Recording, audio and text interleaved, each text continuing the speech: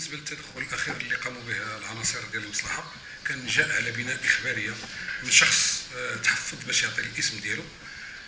مشينا معاه في هذا المسار ودرنا واحد الحراسه مشدده على جوج الاشخاص كانوا مثل واحد السياره نوع بيرلينغو زرقاء اللون على مشارف شارع محمد الخامس بالقرب من فرنسا يوم 12/5/2014 على الساعه 6:30.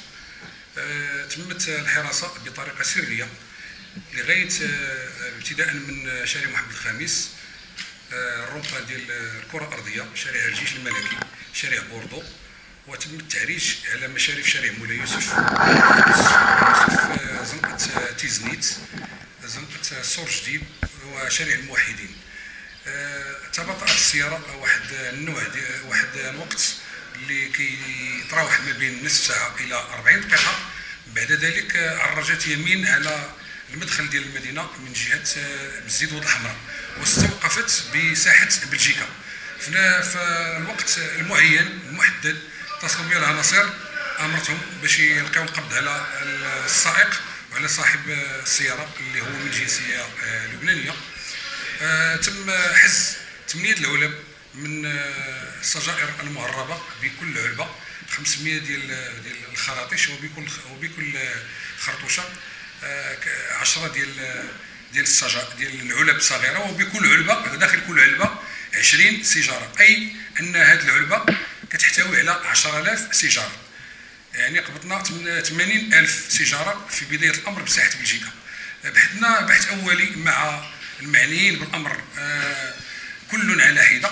بعدها انتقلنا الى قطاع عين الشق، بالضبط شارع الاسره، حي الاسره باحدى الازقه هناك، حيث ان المواطن اللبناني قد اقترق قبل 4 أيام واحد الهونغار اللي وضع فيه البضاعه ديالو اللي اقتناها من احد الاشخاص المجهولين، بحيث بات على مشارف نهايه خط 81.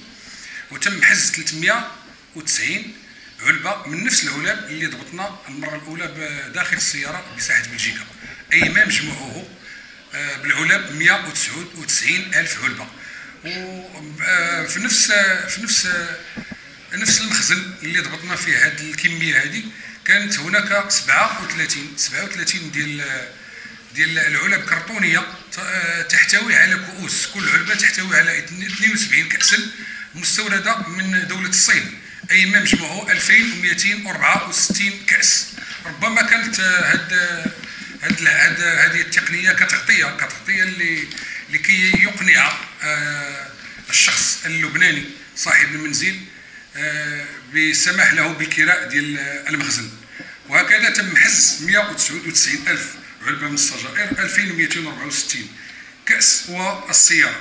بالنسبه للضالينين تم البحث معهما، وتمت مجموعه ديال التحريات والانتقالات تم تقديمهم اليوم 14 ماي 2014 ابتداء من الساعه 9 صباحا امام السيد وكيل الملك بالمحكمه الجزريه الابتدائيه بعين السبع، لتقول العداله كلمتها في حقهما.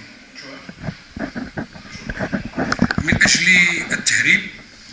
التهريب وحيازه بضاعه مهربه تتمثل في السجائر والكؤوس، واستعمال ناقله ذات محرك والمشاركه.